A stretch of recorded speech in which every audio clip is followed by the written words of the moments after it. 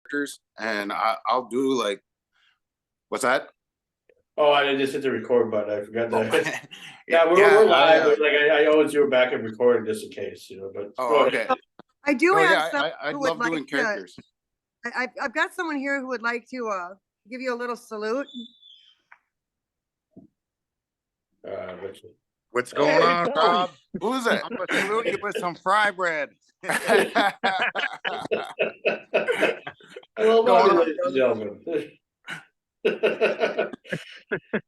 We don't know that guy. That's little Bobby. We love him. Oh, Bobby. Bobby. Okay. Yeah. He That knows was our everybody. yeah. That was our mystery man right there. Oh, His first okay. That'll be our underwear guy, our model guy for Fruit of Little. No, I love little Bobby, man. Awesome, man. Yeah, me too. Yeah, well, of course we all know Ask yourself. that. So when you do your comedy, like do you tell stories at all or anything, or? Yeah, just a lot of just like I said, just like different stuff, part of my life, just like little, just little things in there, things I'm going through, a lot of relationship stuff, stuff that I try to make it relatable, and it's and a lot of it's just like making fun of myself, basically, and I think that for me, that's the funniest things. If you can be the butt of the joke, I think you're on your way because and I think because we all have how they say we're more alike than we are different, and I believe that. And for me, comedy has been like the universal language, for just because if something's funny, it's funny, and then beginning I didn't even like being categorized because they're always like, oh, you do native humor or whatever, and I'm like, I just see it as humor. Yeah. One of our fans, Darren Foss. Anybody know Darren Foss? Yeah, I know. Yeah. Okay, he said a guy walks down the road and comes along an Indian sitting on the side of the road. The Indian said, "Hey, what do you got in the bag?" The guy says, "A jug of wine for my wife." Indian says, "Good trade." Oh, gee, there's a pun there, Yeah, there's a pun there. So Rob, have you ever been a part of like any roasts before, or ever had the chance to be roasted at all? Well, actually, I haven't been the honor of being the one in the roasting chair, but I did get the honor to roast someone. Like last year was my first roast, and I've been I got to tell you, like I'm a big fan of the whole roasting from all the way back from like Dean Martin, all them, and the Comedy Central, all those. I love watching those, and for me it was a little. I almost felt bad, you know what I mean? Because I'm like, but I understood, we're honoring.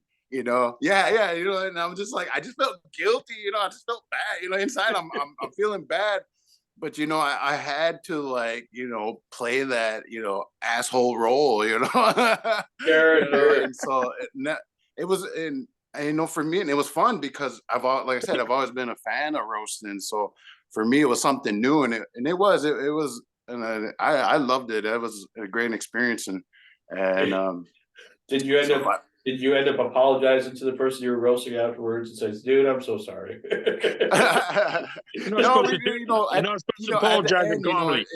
It's just like it's all love, it's just at the end, it's like it's all jokes, and he took it good, and it was just, it was a good experience, and I, by the end I was like letting them know, it's like, you're being honored, this is, your accomplishments and stuff are amazing and stuff like that, and so yeah, it was all in good fun, I get it depends on the person, you got to be able, like I said, you got to be able to take a joke, man, because if you can't, then it's not going to be the same. Speaking that's what you were saying about you got to be able to laugh at yourself, make yourself, I had to learn at a very young age to be able to laugh at myself, because otherwise I would have just been left out all the time because everybody else was laughing. I laugh at myself every morning when I wake up. Yeah. Said, what a funny looking guy that is. Yeah, I look at myself in the mirror breaks. It's like, just kidding. Just kidding. Hey, we should secretly roast Tony before he gets the audio going.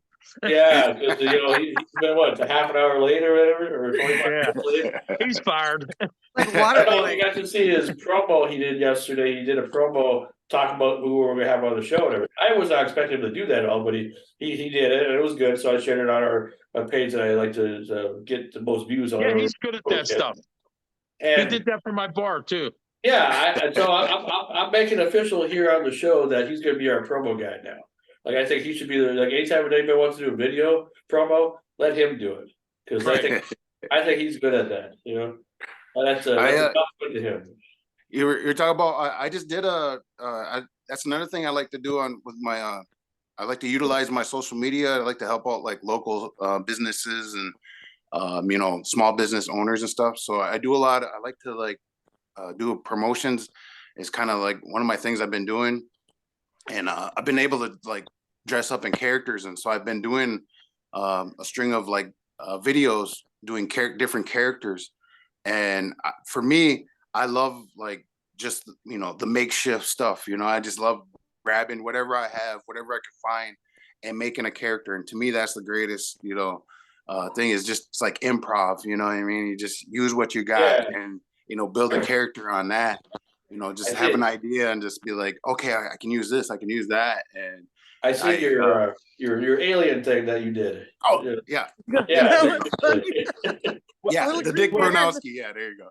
Yeah, that worked out great, and everybody was like, it's just like jumping on there, and I see everybody's just like, just like in your hair. You hear me? This is Mad Dog. We were sitting Oh there yeah, watching we can hear you, Mad Dog. Now we can hear you. You gotta turn up your volume a You're telling little bit. about the podcast, and we just like mirrored the phone to the TVs, and we're like playing all your videos for these people, and all of a sudden, wait, what's wrong with his hair? What's wrong with his hair? We're just gonna pull it right off his head. Yeah. See, even that was just I think it's like fake fur. I found it in like Hobby Lobby or something. I just and just stuck it on my head, and maybe it was the leftovers mustache. from those Red Dogs fight Yeah, on Highway 2. It's Mad Dog. Yeah, John. Hey Rob, you hear me, buddy? Oh yeah. This is Mad Dog. I love the one where you're in the snow and you're like, hey, it's snowing out here, and then you just kept going. I pitched my pants. It was so funny, man. Like when you do that, you have something already thought up, or you just let that roll off your head. Whatever comes into your head, you just say it. That's what I was always wondering. Yeah, like when it comes to like the weather reports, yeah, it's just like depending on like an idea will pop in my head, and then it just builds from there, and then I'll just kind of like I go over it in my head. I don't really like script stuff. I don't, but my stand-up comedy, sometimes I will write stuff just to memorize it and get it, the way I want it. But, as far as like my sketches go, to me, I'm always on the go. For me, it's like I said, like improv, and it's always like spur of the moment, I went 2.5 hours. I was just pissing my pants laughing. we were talking before we got you on, and Sean had asked us, does Robert remind you of anybody? Well, I grew up in Thief River along the Red Lake Reservation, and I'm very familiar. I'm an upper Minnesota guy. And I said, you know what? I said, he actually reminds me of a lot of people. I said, I could start naming names and we'd probably all know them. But when you do like your weather report, is there somebody in your brain, maybe as a child or an influence or something that you kind of go through them? Because let's face it, you sound a little bit different, you bring it a little more, but I'm just wondering if there's somebody that you think about when you're doing that. Yeah, the Res Reporter character is partially based on like my uncle. My uncle, he's from Canada, and we call that the Res accent. He has a thick Res accent. Like I do him no justice. You know what I mean? And for me, growing up, he was like the storyteller of the family. And that's kind of what the Res Reporter is. He's a storyteller, And I think what makes them so relatable is because like everybody has that person in their family or a friend that just has the amazing stories all the time. It's like, as soon as he's gonna tell you something, you're like, oh, this is gonna be good. I'm gonna listen to this because it's gonna be good. And he influenced me to to be part of that. And also, like I said, Smoke Signals. Thomas in there, hey, Victor, where'd your dad go? He was the most lovable character character in that movie. And he too was a storyteller. So, hey, Robert. Much so. Yeah. I'm sorry. No, yeah, you done? Smoke Signals was great. I mean, that's a classic, man. Did you bring any characters with you? Did you bring any characters with you for tonight? Oh, I did. I think Dick Bernowski's packed away. What's the weather like right now? Yeah. I didn't bring up my makeup crew, Well, let me ask you a question here, and I'm sure that's on everybody's mind, or will be eventually. What's the deal with Weiner water soup? Out in the open. Is that gonna be like the title of a documentary? The documentary. You must not have been very poor growing up, Sean. Well, the whole Weiner water thing, well, I'll tell you where it originated from. It was from my buddy from work. We used to grill up, at work, we'd have a grill. Everybody would, we'd cook up, and I was usually in charge of grilling. And so I'd always ask guys, like, how do you want your hamburger? How do you want your steak? Or, how do you want a dog? You want a hot dog or you want a brat or whatever? And we had one buddy at work. He would always say he would say, put a pot of hot dogs on there. Put the water and the hot dog on the grill. And I'm like, dude, we're grilling. Why do you want a pot and the water? I was like, what do you want? Weiner water soup or what? So I'd always tease them about that. And so then it kind of stuck in my head, and I was always like thinking in my head, like, that's a good cooking tutorial right there, how to make Weiner water soup. And I was always thinking, like, when you're sick, your auntie, your grandma's always saying, no, drink some soup, drink them chicken broth, and I'm always like, I was, in our home, we always everybody, your grandma, your mom, everybody reuses everything, nothing goes to waste, you just look and see what you have in the cabinets and what you have in the fridge, and that's what you decide you're gonna have for dinner, so I always thought, like, yeah, here you go, just, it's the unforgotten broth, we got chicken broth, got beef broth, I was like, but nobody's talking about Weiner water broth, We're having Weiner water soup tonight, and you're gonna like it. Yeah, that sounds good. Exactly. It's actually making me hungry. Yeah. And it's crazy because like I said, and I'm always telling, like, when I go, I've been lucky enough and fortunate enough to go, like, speak at different schools, and I always tell kids, don't be afraid to, kids will tell me they want to do this or that, but they're afraid or whatever, and I'm like, just do it, just put it out there. I was like, because you never know what's gonna take off. You never know, like, especially nowadays with social media and everything, you never know, you just put it out there. And I always tell them, I was like, if you like it or it's funny to you, just put it out there. It doesn't matter if it doesn't or not. Cause I've done, like, I don't know how many videos I've done, not all of them have, taken off or whenever it went viral, but it's certain ones, stick with people. And the Weiner water one has been one that really stuck with everybody. I'll be in the grocery store and I'll have little kids run up to me and say, hey, it's the Weiner water man, and that's funny. I think that's just crazy, That's funny. It's awesome. Yeah, I also do a character that's a hillbilly guy. Oh, yeah. And it's a pretty good character. I mean, I want to bring him on the show someday. Yeah, there you go. I want to do that. I want to do the show as the hillbilly guy one time. There you go. Yeah, I actually I did a promo video and I actually did, like, I called him Billy Bob because I'm a big fan of, like, Billy Bob. Oh, is that Billy Bob? I want to say you got a Billy Bob too. Yeah, I'm a fan of the Stale Cracker. He does, like, little. He's a Cajun dude. I've always been a fan of, like, Water Boy. The guy on the Water Boy.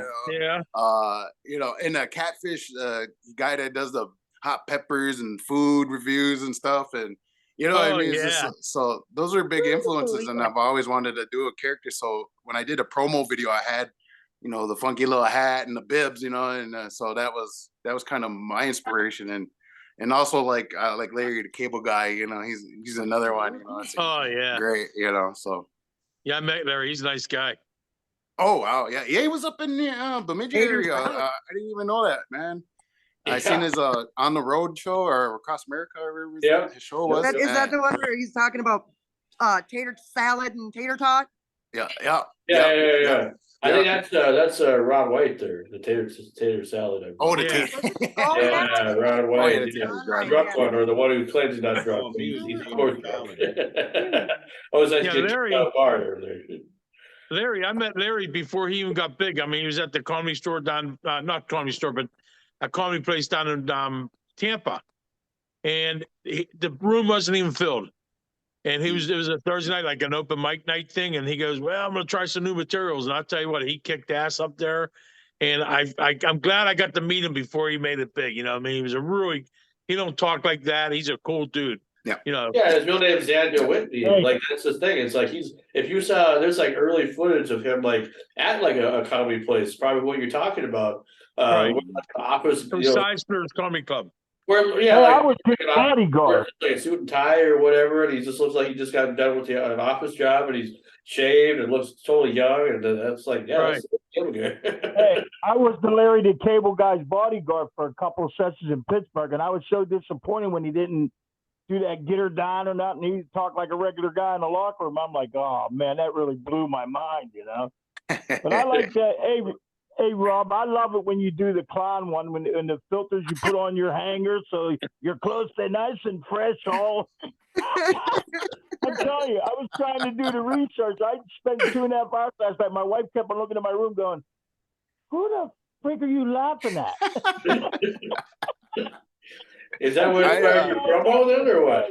Yeah. Yeah, that was I did that again for one of my friends, Cedar Sense. I was doing a promo for them, and that was actually one of my characters, Rezo the Clown. I call him Rezo the Clown. Like, if you see my makeup, it's just slapped together, and I got a little bitty wig that it was my kids' wig from Halloween, I think. And like I said, I just do stuff together. I had a tie, and that character is just like, like I said, he just took off. Everybody recognizes him.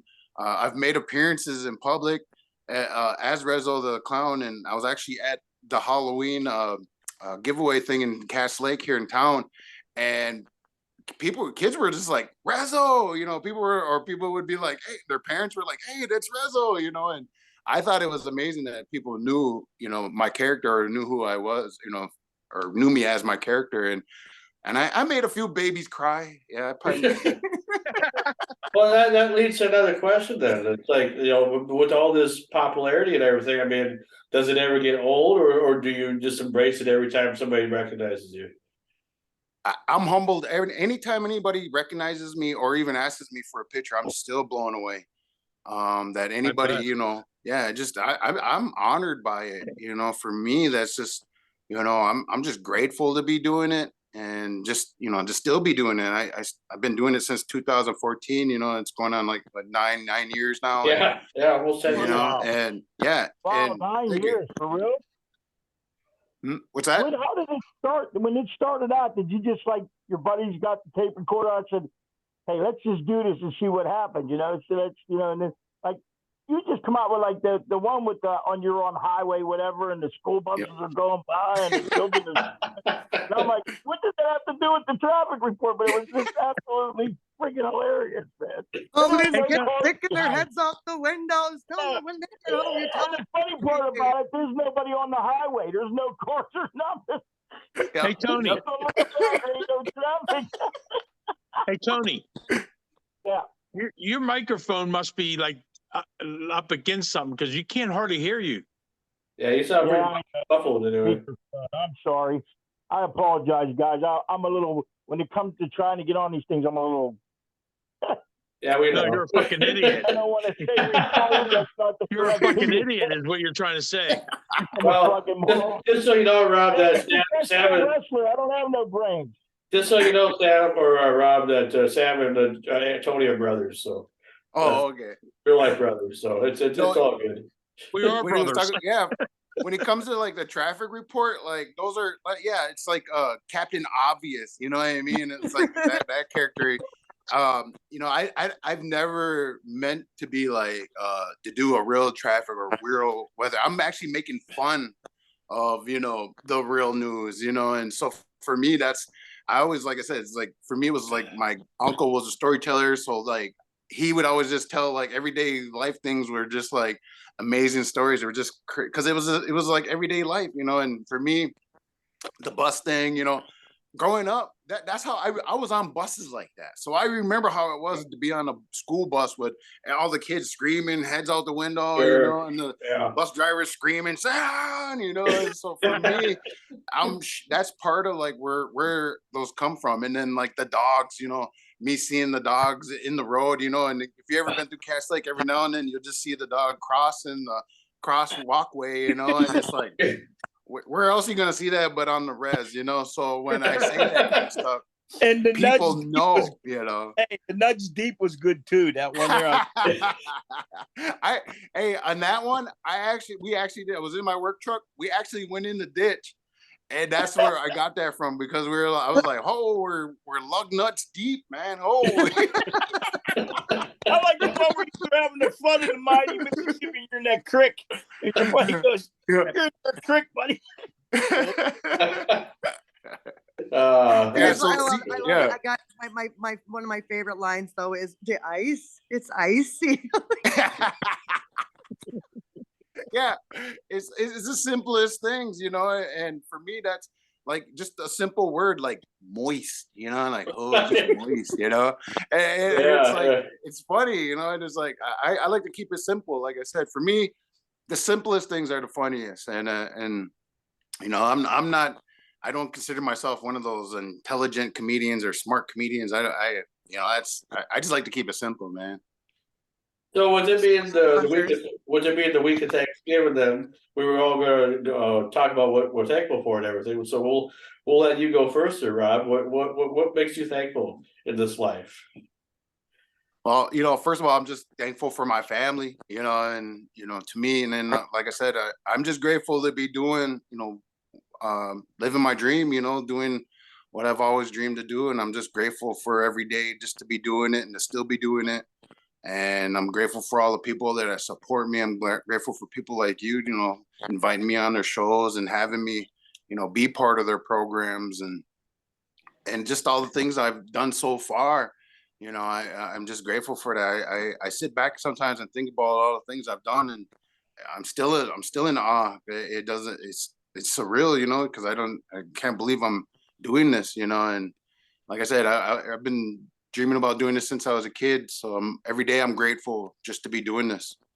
So what is a res reporter Thanksgiving like then? Oh, there's a lots and lots, a lot of gravy. Gravy on everything. Oh, absolutely. Even on cranberries. Maybe on the gravy. Yeah, it doesn't matter. Gravy on everything. Whatever's on the plate, it's getting gravy. That's it. I bet you can make some good gravy out of hot dog water. Oh yeah, you can. You just add some flour, slap it on there. You would say, "Oh, I had to chase the turkey first, and then when I caught the turkey, then I." You can make a whole spoof. Yeah. Yeah, he gave you something to work on, Robert. Yeah. He gave you something to work on, Robert. There you go. Yeah, cook the turkey. Hot dog water. Yeah, put in a wiener water soup and have a wiener water Thanksgiving there, hey? Yeah. Stuff the turkey with wieners. Yeah. But no, we definitely are grateful for you, or Robert, or Rob, because it's just, you know, it's because of people like you that I'm just glad that around the area here, especially in North Minnesota, where we're kind of limited a little bit on our fun, even though unless you live in a bigger city and whatever, fun, you know, can come to you. But sometimes we have to make our own fun. And I think your inspiration for just what you were talking about, the people that inspired you to do your skits and everything, that comes from the world of entertainment, from fellow entertainers. Even if you didn't know the people personally, it's like they were part of your life, and and you created something because of what they created for you. And I think that's why we do this show too, because it's like, you know, I'm grateful to get to do interviews with people. You know, I'm humbled every time we get to do something. And even prior to doing the show, you know, I used to do. I've done lots of interviews and stuff. I mean, you probably don't know much about myself, and that's okay. You know, I'm not a huge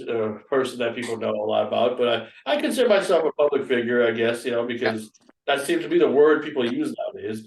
Oh, you're not an entertainer. You're a public influencer or something. Well, you know, like the weather reports. Another reason, a big part of it is, you know, I used to make another reason why I wanted to do a weather report is because, you know, the weatherman, when he watches the news, you know, it's like the weatherman says he's gonna, you know, it's gonna be sunny out, you know, or it's 50-50 chance of rain, you know, and it's like they don't know, you know, nobody knows, you know, Mother Nature is gonna do what Mother Nature's gonna do, and all we can do is accept it, you know, and especially like, yeah, especially like 50 below. What are you gonna do about it? You can either cry about it or you can laugh about it. And Hey, so you I can always do, figured, hey, it's foggy out. It looks like yeah, it's there you go. Yeah, exactly. Hey, down Florida, the weathermen down in Florida, they have it made. It's hot and it's going to rain today. That's all you need to know. Yeah. And you got a life as a weatherman down in Florida. See, our weatherman on Pittsburgh starts off like it's going to be dark tonight, followed by dark. Imagine if the weather. Airport 69 degrees, but who cares? No one lives at the fucking airport. I can imagine if the Res reporter lived in Alaska where it gets dark, where it's dark like the whole time. Where shit! Shit! They're like, well, it's been dark again. It's a day number 28. They're still dark. I don't know what the hell's going on. Somebody needs to turn the light on or something. Well, actually, I was up in I performed up in Fairbanks, Alaska, and I was up there in a time of the year when it was like it didn't get dark. It was like 2-3 in the morning, and it was like still like sundown, you know, like you know what I mean? Like I felt like I was supposed to be out shopping or I should be going to the store getting something, you know.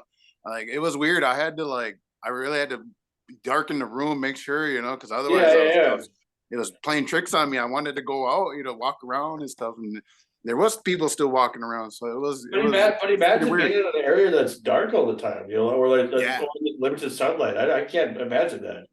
For people that want to live out in the cold anyway. You know? Yeah, my buddy that brought me up there, he was telling me the part of the year where the kids go to school. He says it's dark when the kids go to school, and when they come back, it's dark when they come back. So it's like there was just a little window of light, and they don't even get to see it. You know, they're inside. You know, that sucks.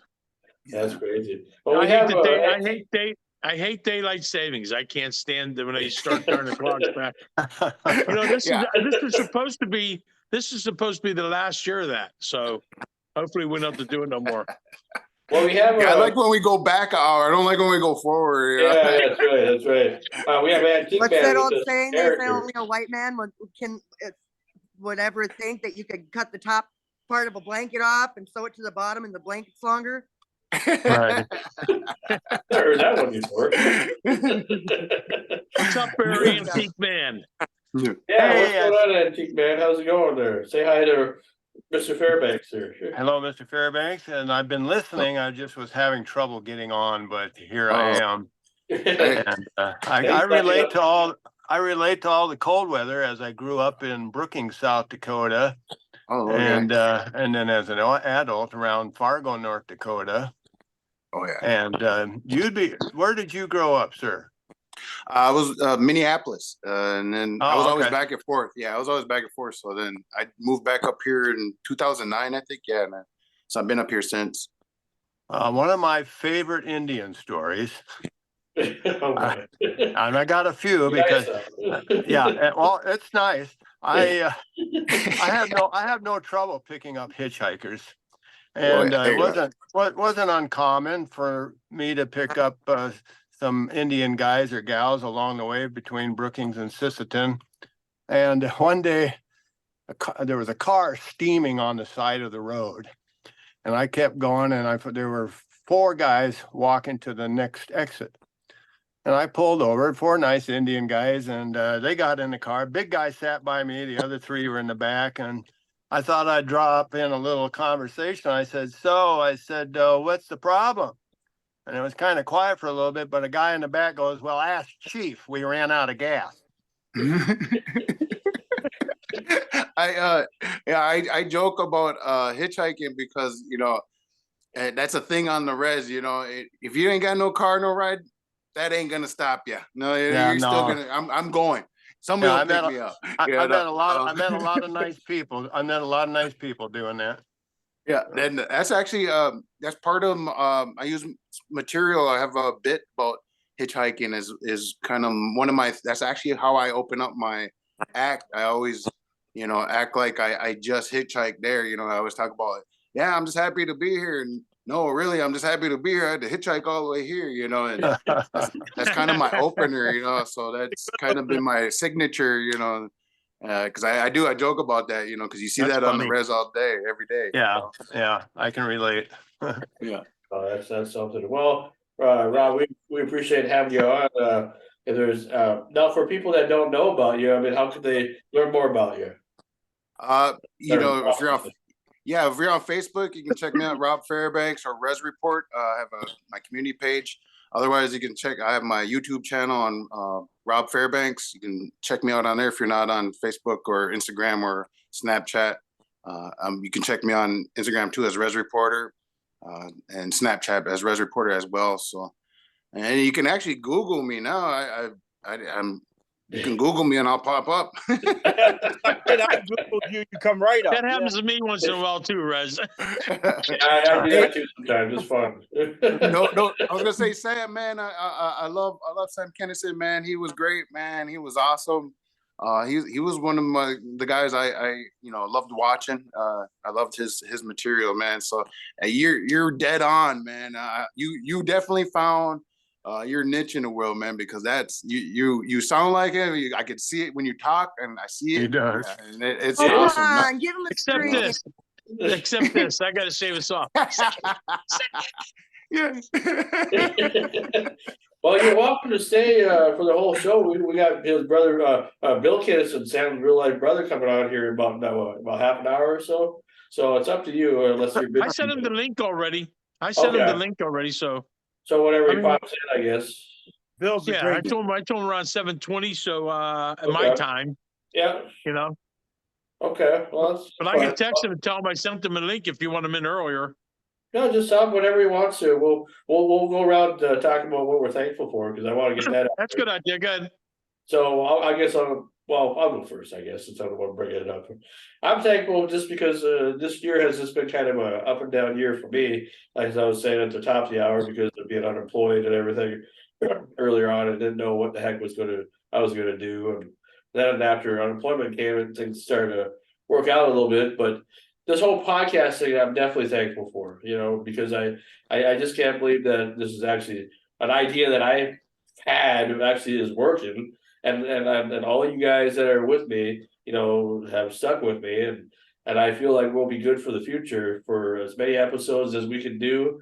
We'll get some breaks in it, here and there again, but I just want people to know about us. We're like a little family, now, and I feel like you can say, oh well, Frankie, is behind the whole creativeness idea, but it's because of you guys that we're keeping on. So I appreciate it. I'm thankful for you guys. I'm thankful for my family, of course, because everybody says they're thankful for their family. That's something you just do. If you're really thankful for your family, you're thankful for your family. Well, some of the family. Well, yeah. I mean, sometimes there's probably family members that are just like, but I am truly thankful. It's actually my mom's 62nd birthday today, so she's happy birthday, Mom. So, yeah.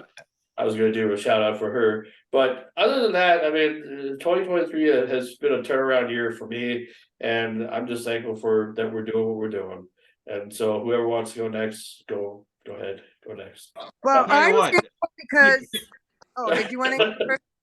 Well, I gotta go here in like 5 minutes. Okay. I got company coming, and I kind of That's okay.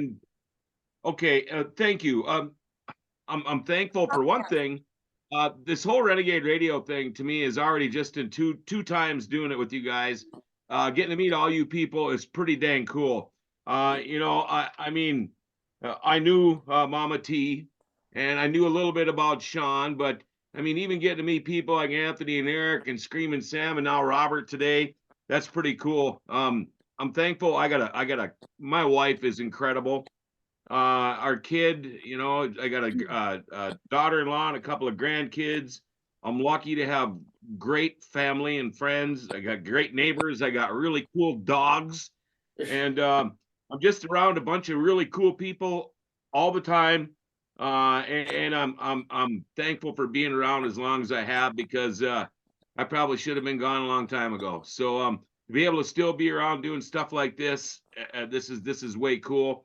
And I'm looking forward to the holidays and Thanksgiving and all of that stuff. And Sean, I might get to see you tomorrow. I'm hoping I'm going to be rolling through Brooks. I'm hoping I might even be rolling through McIntosh too there, Mama. We got to make a quick trip to Bagley, but this is so cool. It'd be really cool if one day we could all get together somewhere and tip a few. Well, I would say this would probably be a good place to do it. I would tell you a good place to do it. I'm going to have to take off here in a few minutes too, because not only is my phone going dead, but I told them 7 o'clock because they got a jet somewhere. So I do have a quick, I do have something I'm grateful. I'm grateful that Rob here is so funny, because I hate sit-ups and I really got a good workout today. What the hell? Of course. I'm thankful. I'm happy. Come on, Mama T, take it easy, Mama. Take it easy, Mama. Bye-bye, Mama. I tell you. All right. We'll let Sam go next. What are you thankful for, man? I just want to say one thing. Fuck you all. Bye. No, he's thankful that there's a big fat turkey for him on Thursday. Shut up, you fatheads. You fat bitch. Of course, I'm thankful for my family. I'm thankful for mine and my wife's family, and you know, I'm thankful for being able to entertain people. You know what I was doing. I mean, people seem to love it, and the KINISONs, I'm thankful for them that they let me into their deal. You know what I'm saying, and they're happy about that. You know what I'm saying. So, you know, it was real fun. I had a fun life, and I'm thankful for everything, man. I'm just thankful to be alive. Like, you know, like what's his name said, Laura. The other John. I'm just thankful for everything, man. I'm thankful for I got a fat brother, fatter than me, and uglier than me. Jeez. Are you guys actually having Thanksgiving together then, or are you? Yes, we are, sir. Yes, we are. Oh, okay. You should. We might do some taping, so we might do some video taping for promo. Yeah, there you go. All right, Ashley, you're next. Mad Dog. Thankful I met you, Rob. I really the last I just heard of you, and I'm watching all your tapes, so I'm glad. And I hope you look me up on Facebook and that. But I'm thankful of my career. I mean, not only I got to do some stand-up comedy, I actually was a bodyguard for the Blue Collar Tour, Ron White and Larry the Cable Guy, and I did Sinbad, and I got to be like right in the green room with them guys, and you learn so much just watching them work, and what they do to prep. And I did some professional wrestling, which I was thankful. And I'm getting the signal. I'm getting the signal back here, so all I better take off. Bye-bye. Bye-bye. Love you guys. See you next week. Bye. I was inducted into the Pittsburgh, Pennsylvania Pro Wrestling Hall of Fame with Bruno Sammartino and them guys. All right. And I'm just thankful for my family. I'm thankful to have a brother who's rounder than me, so I don't only have to lose weight. I just got to go with him. They say if you want to look skinnier, live with fatter people. I just hang out with my brother. So, It's funny. You know what I mean? I just look with him. I look skinny. Because my brother's belt is actually as tall as his waistline. He can hold up his belt and it's about So no, I'm just thankful of a lot of things. And hey, this is so cool. I love being on this podcast. I know I interrupt a lot in that, but dude, this is me. We're happy to have you, man, because you're our promo guy now. You're doing videos every week or whenever you can, anyway. It's a shame because Tony got a face for radio. It's a shame that he has to come on the podcast. Well, That motherfucker's ugly, dude. I don't care what anybody says. That's what I always said. It looked like he ate Sam Kinison. Wow. All right, Antique Man, go ahead, man. What are you thankful for?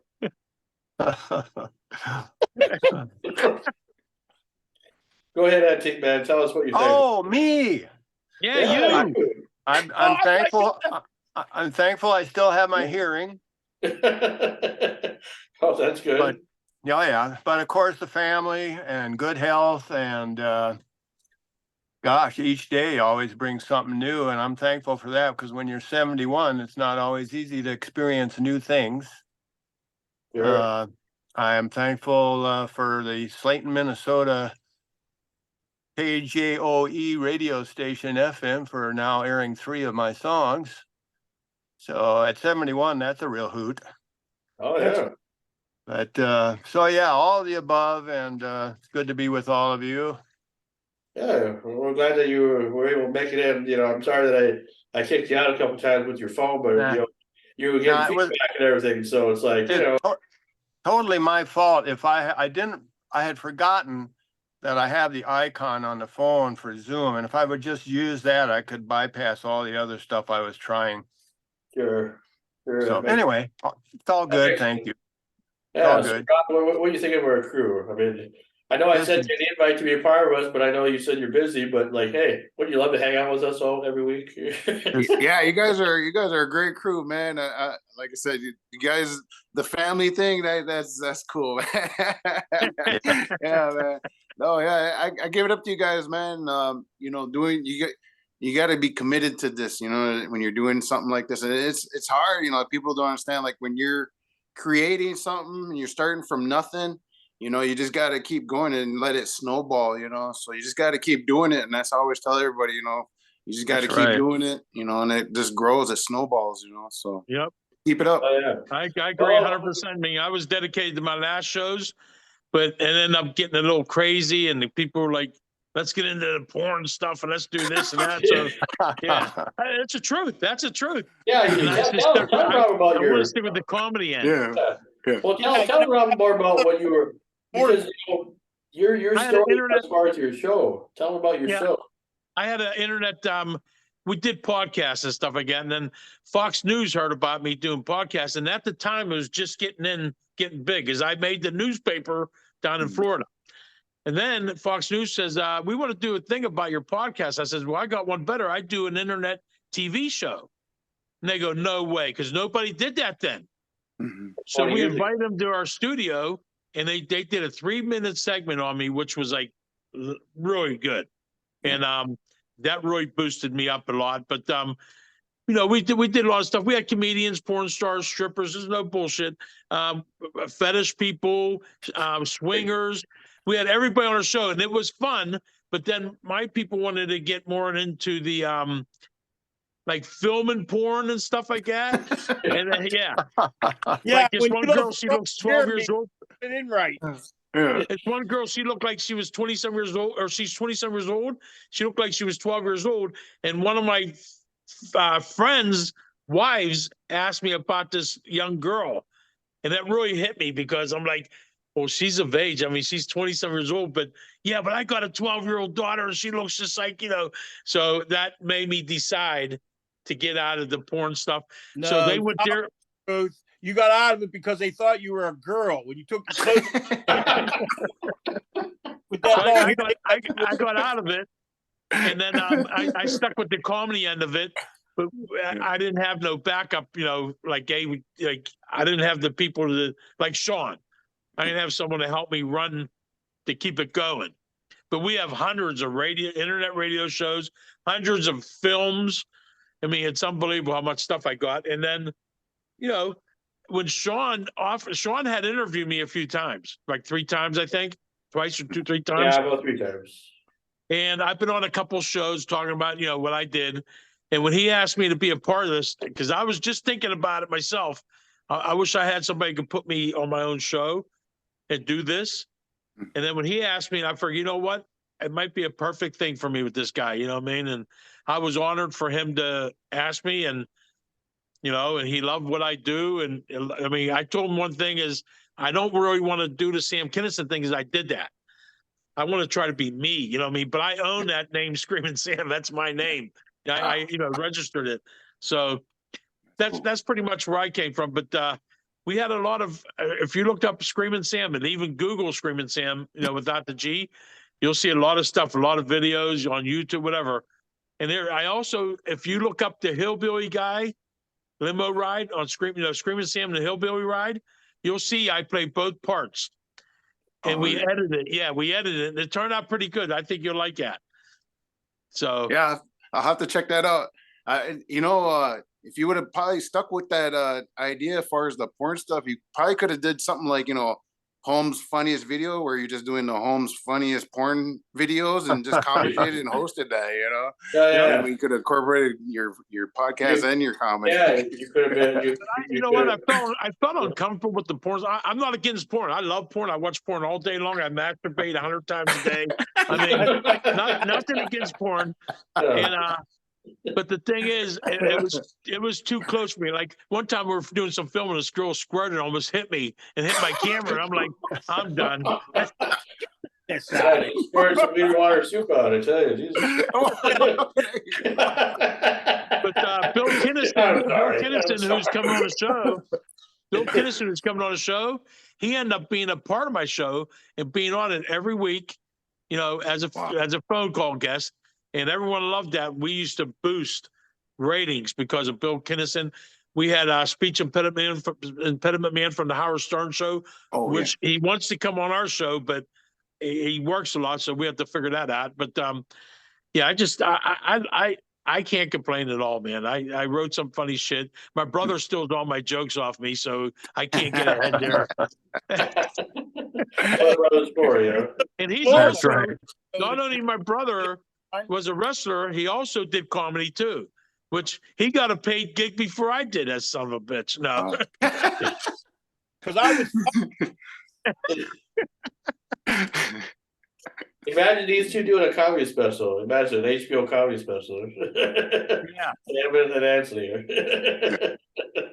But it's funny it's funny you mentioned Howard Stern, that's even that, man, that's I loved watching that show, even when it came on, and it would come on at late at night, and to me that's this is what you guys are doing is similar. It's the same vibe, same everything, so I say keep it up, man. My show was probably worse than Bubba. I don't know if you heard of the guy Bubba Love Sponge.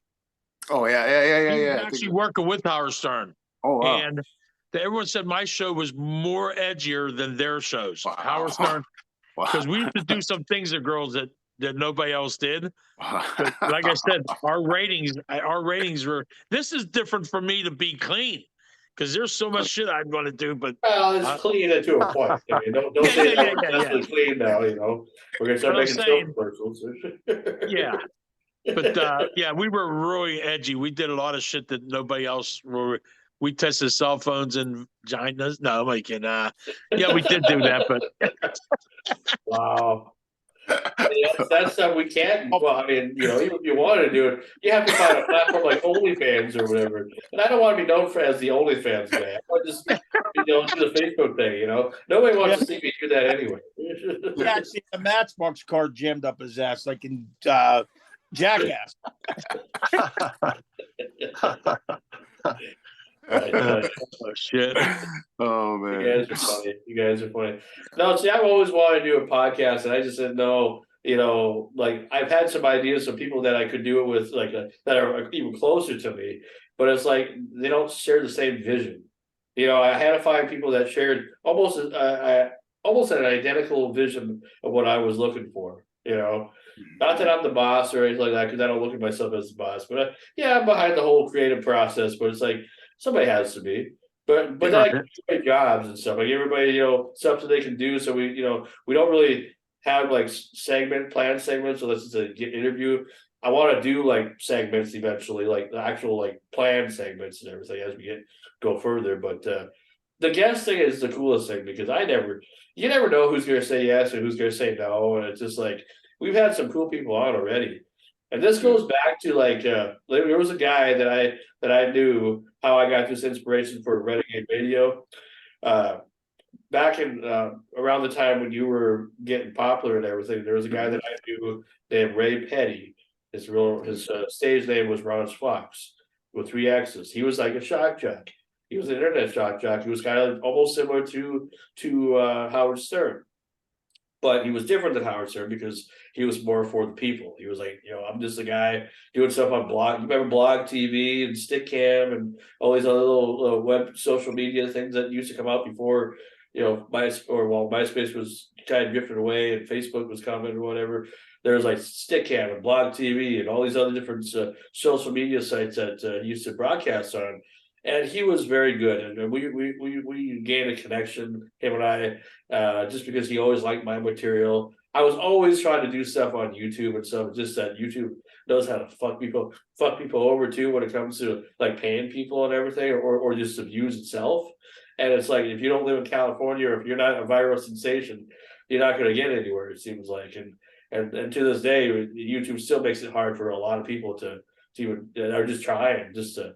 I've had a YouTube account since 2008, and I still don't have enough subscribers to where I should be able to be at least monetized. They've turned that more up now instead of like making it like, oh, you've been here a long time, you should just get right in, blah blah blah blah blah. I have like over 700 videos and stuff, plus lots of interviews and everything, but I'm just a nobody in the YouTube field. But it's like other people that have.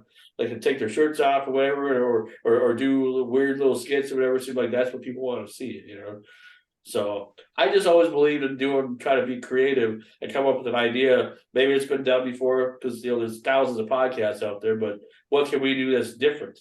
And I don't know if we're really doing anything that's different, but we're just being more adult related, even though we're not trying to be porn people or whatever. I know Sam would love that if I said, yeah, go ahead. Stick a dildo up your ass, see what happens. But I ain't doing that. So we can all do it naked next week. I don't have no problem with that. No, you know what though? Robert gave me an idea though. It'd be fun to do like a roast. One of us with somebody on our show, like maybe it might be my brother, maybe it might be this guy, and try to do a roast is on Zoom. Sure, I think that'd be funny. It would be entertaining. We should try and do that. Because I mean, everybody. It seems like some of us have a lot that we want to say to each other sometimes. So. No, yeah, you were. No, don't feel bad about the YouTube thing, man. The YouTube is a whole different universe. Same thing. Like I've had like so many different videos, and like even like far as like production, like I kind of miss that. Like people don't realize, like even doing a podcast, they don't realize how much work it takes just to put this together, a production together. I've been on radio and I've seen, the live radio. I've been on live radio where the production is like, just like being on a TV show, all the behind the scenes stuff. I even had my own public access channel, show for a while, the Robin Tito show for a while. I've been on that. Yeah, I did that. Yeah. And like, so people don't realize like all the work that goes into trying to do something like this. And I actually do miss like, doing skits, because I used to work with my friends and they did a lot of the production part, which I as far as it comes like production part and editing and stuff, I don't really do that. That's why my videos are just me on my phone, and I miss doing like, skits and stuff like that. And that's why I say I love, getting into characters. So for me, that's kind of the similar thing, doing like when I do characters is kind of like doing a script and stuff like that. So, but yeah, YouTube, it took me a while. I just now reached 10,000 like not too long ago, and that's hard. I had to work hard for them 10,000 subscribers. Yeah. Well, people are so lazy, man. They don't want to push the button, man. They don't want to push that subscribe button. I feel like if that was lazy, for me too, I would have a lot more than I have. So I feel the same way you do. Well,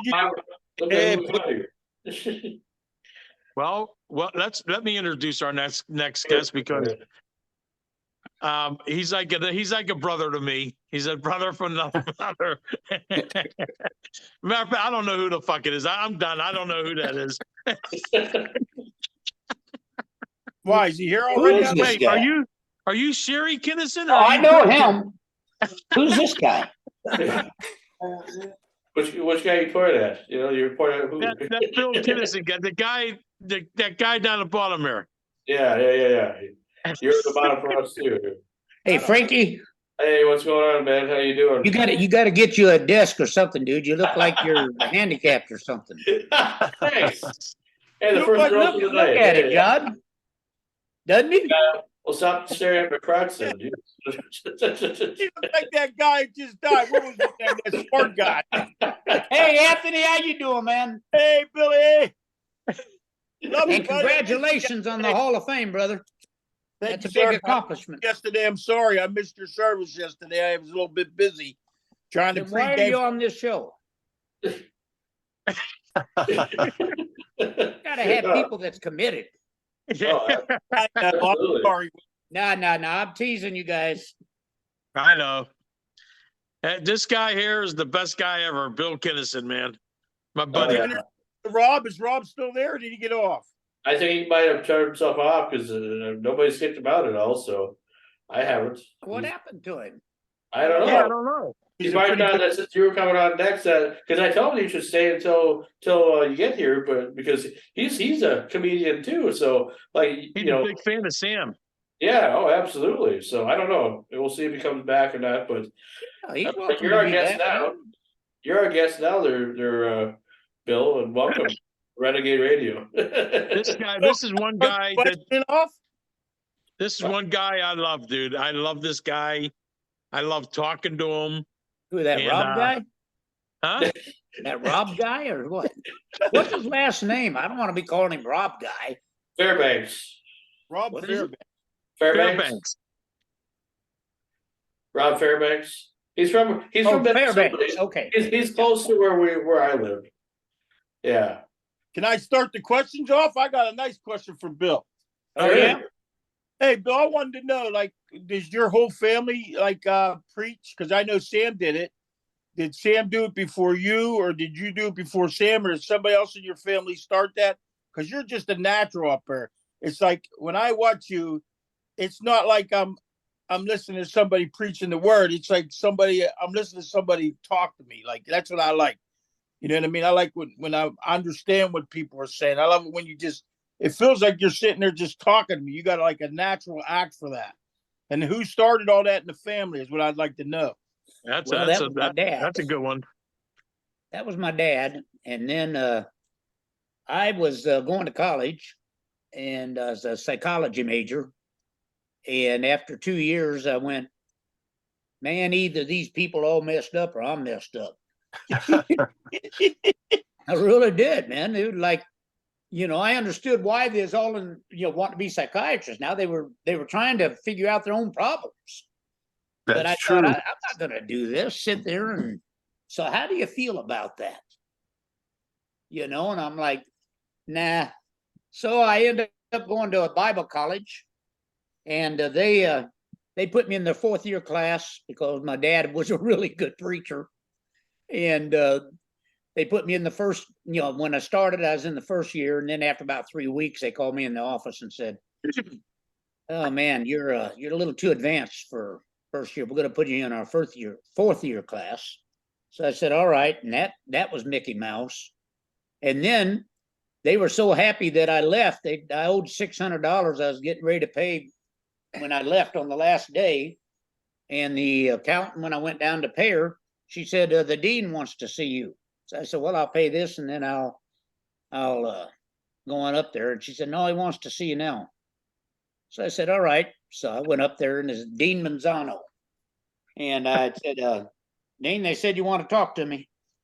And he goes, yeah. So we had a meeting last night and we have a proposal for you. And I said, all right, what's the proposal? And so he said, have you paid your bill yet? It was $600. And I said, well, I was paying it right then, and then I'm going home. School's over. And he said, well, we want to make a proposal. If you won't come back, we'll forget the $600. So I said, well, thank you, because I wasn't coming back anyway. Well, I'm already in the 4th year class. What was I going to come back and take it over again? Yeah. Yeah. And a few months ago, I thought I'm going to check and see if I'm even in the alumni. And they took me out of the alumni, but they got Sam there. And I was like, man, come on. Sam didn't even go Anthony, there, huh? it was really, so I got in the ministry because my brother was a miracle, Richard. And I knew that he would not get in the ministry unless I got into it with him.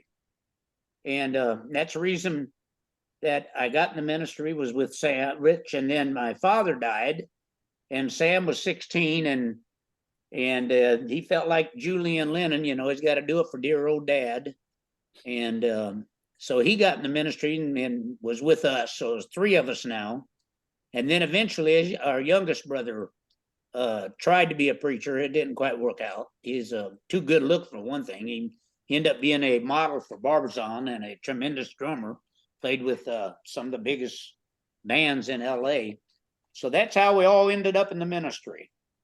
Now tell us about tell Tony about, or all of us about how Richard, the miracle on Richard, because that's a beautiful story, and how his teacher said he'd never be nothing. And remember, you told me that story. We all thought he wouldn't be anything. Right. Explain that. Explain that to those guys. Wasn't just that's an interesting story, if you don't mind. Yeah, Richard was born severely mentally handicapped. He was 2 years older than me. He was blind. Was born blind. He was uncoordinated. He didn't walk till he was almost 4 years old. What else about him? At 13, well, at 9 years old, my parents took him to a child psychologist, and they recommended that they put him into a state institution because he would never be able to compete with us. And so my parents were going to do it, and they were signing all the papers. We had said goodbye to Rich and everything, and then they brought out a waiver of his death certificate and said, if you don't want to know when he dies, then sign this waiver, and because he'll belong to the state and they'll take care of it. And that, my dad went, no, we're not doing that. And so they brought him back home. So we all said goodbye to him. Then, hey, Rich, you're back home, huh? And so then at 13, 4 years later, he could not count to 10. He could not spell his name. He could not tie his shoes. What all, man? He was just messed up. He was just messed up. And one Sunday morning, we lived in the church, and my mother went up to get him because he was too disruptive for Sunday school. So she'd bring him down for the regular service, and he loved the music, and he could actually really sing. And he understood a couple, he remembered a couple of the songs. And this Sunday morning, she went up to get him and told him, said, come on, Richard, we need to go downstairs. We got to start the service. And so Richard told her, said, Mom, an angel was here and said I could heal myself. So I laid hands on my head and on my eyes, and I'm healed. And so my mom, in typical fashion, went, Richard, quit horsing around and get over here, and let's go downstairs and start church. So he told her again, goes, Mom, an angel was here and told me I could heal myself. And she wasn't buying it. And so finally he said, test my eyes. I can see. Test my eyes. And so she tested him, and he could see. He came downstairs. The first time he seen his family. God. Time he seen friends that he had in the church. And Tony ended up being the best evangelist I've ever seen in my life. And that's not just me as his brother. Every preacher that ever seen him. That's amazing. That was the best evangelist they'd ever seen. Do they have any of them taped? You can go on YouTube, and I know there's like a couple. Man, I would love to do that. It'll blow you away, man. Now he's better to believe that, because I love watching you, because you're so personal. In the church services, he would make up songs every night. But during the service. Oh, I love that. Yes. What? I love when he sang. Oh yeah, he could sing, man. On stage. And he could dance. Yep. And he could get a crowd. I'll never forget the first. It wasn't even a revival. It was that gave me the chills. Huh? That gave me the chills, man. I'm just. Well, it's true. But I remember the first Awesome. night we were in a little town, held 240 people. Somehow we drew 400 people. And the thing was, Richard was supposed to lead the songs, and then I would preach. Well, the first night, by the time he got through, he'd already preached, sung, took up the offering, prayed for everybody in there. And then he hands me the service. They don't want to hear, I'd never preached before, by the way. And they didn't want to hear a 19-year-old kid up there after Rich is Jesus Christ. He's walking on top of the pews in this church the very first night. And so I remember I was sitting there and I was talking to God, and I was telling God, you know, I got to come up with something or this isn't going to work out. And so it was just like God spoke to my heart and said, do whatever you want. And so I started calling people out. Now, when I say we called them out, what that meant was I would walk the aisles and I would stop, and maybe somebody like Tony or John here, and I would call you out, and I was telling you things that looked obvious to me. And I thought it looked obvious to everybody else, except it wasn't. Wow. And, you know, I'd call you out and I go, you know, God's showing me you got a heart trouble. And he's going to heal you tonight. And they would. Well, that started us off, and then, man, we hit like wildfire. It was just from our first revival was 3 nights later in Chicago, and we never looked back. We would run 3,000 a night. We'd have day services, and we'd run 1,000 people in our morning services. God bless you, man. Yeah. And we looked like a couple 15-year-old kids out there, as young and little as we were. And that's how. And then Sam, you know, came along. And if Sam would have preached like he acted like preaching in his act, he'd have been great. Except he didn't. Oh, really? He thought preaching was giving out information.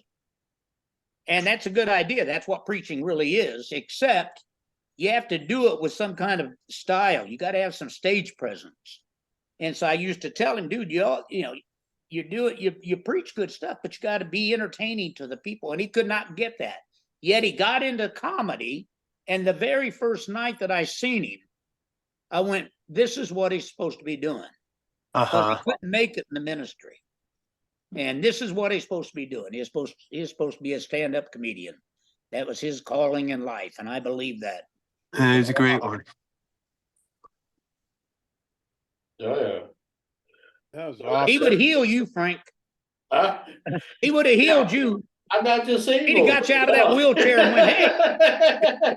I look disabled, but I'm getting an office try. I moved to a new place, so everything's still at my own apartment. I just got a little setup. Stephen Hawking. Yeah. Thanks. Thanks. I'm all right now. Okay. I'll just say grow some hair then, I guess, on your head. That's the only comeback I have. Well, you got like a halo around your head there. I think I'm talking to an angel or something. Maybe. He's a little messed up, but he looks like an angel. Hey, Billy. Goodness. Same people, Bill, and I'll tell you why. See, you had to deal with Sam and all that, and I got to deal with my brother who's Sam too. So, you know what I mean? I know how you felt when Sam did all that stuff. you know then. And yeah, John don't have any. He don't have any filters either, like Sam. Yeah, you know what I would have loved? I would have loved Sam just to see him, because I tell you, my brother does it. He don't only do it because he loves Sam so much. It's like Sam is in him. Like I show my friends this stuff, and they're like, "Who is that?" I'm like, "No, that's my brother. You don't understand. Sam is not with us no more." And it's just, I really do think that somehow, some way, that he comes through my brother every once in a while. It gives me the chills sometimes when I watch it. Yeah, well, me and Bill went away one week. And he stuck it in me too, so it doesn't matter. What? What'd I do? Sam was in me, so were you. Well, we were up there at You're saying that to a word to a man of God, you goof. Hey, Bill, when you first saw my brother, what did you think? He's an asshole. No, well, when first he called me. Did it go? It's I don't know how he got my phone number, but the first thing he did is he called me when he got to California, and then he told me he's afraid to fly, and he came all the way out there to meet me, and so I told him that man, I don't really like Sam impersonators, and because most of them are just and they think that was the act, and so I said, all right, you know what, I'll meet you, but it's got to be out in a public restaurant or something. I don't want to, so I can get out of there when I want. And I remember we met at an Olive Garden, and I walked in, and I think you were at the front door waiting, wasn't you, John? Yeah, I think so. And I walked in, and I was speechless. When I seen him, I was like, Jesus Christ, he's exactly like Sam. And then I sat down and we had dinner, and I ended up liking the guy so much that he spent the rest of the time that he's in California at my house. And we became close. We went over to Sturgis. Yeah, we went to Sturgis. We went to Laughlin. Yep.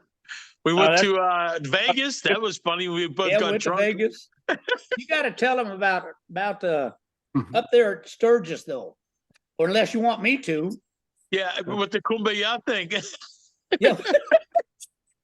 I wasn't thinking about that. I was thinking about all the people coming up to you.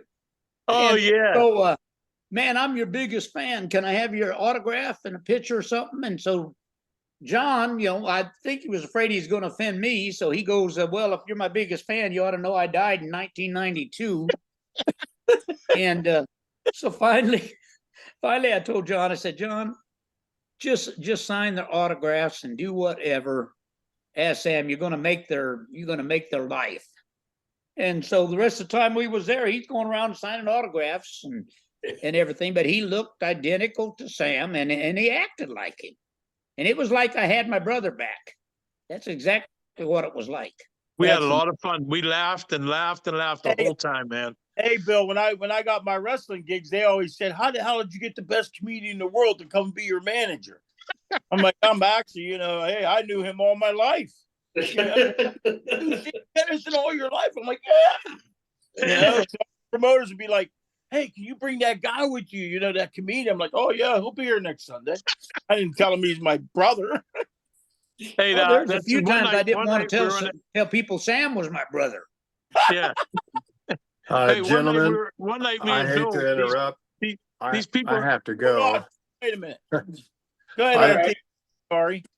No, that's all right. I really enjoyed the show and meeting everybody, and wonderful stories right there. It does touch your heart.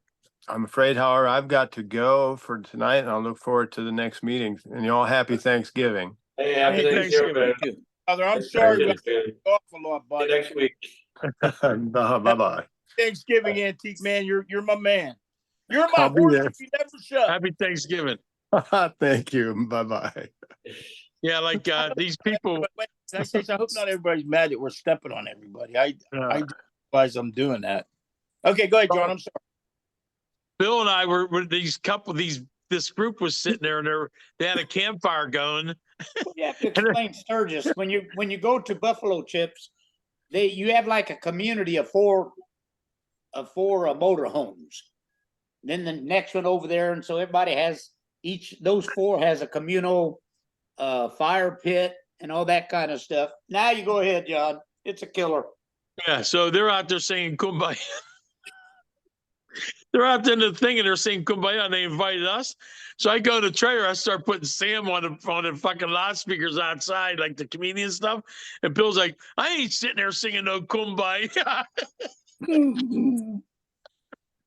Up there, Sturgis, naked women and everything, they want us to sit around and go, Kumbaya, my Lord. And then I bought this I like that. I never came up here for this. I bought this brand new trailer. I bought a brand new trailer, right, just for Sturgis.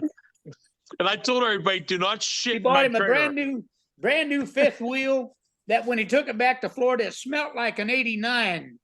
Well, you were with my cousin Jimmy. That's why he sits like a rhino. Well, no, I wouldn't let no one God. sit there.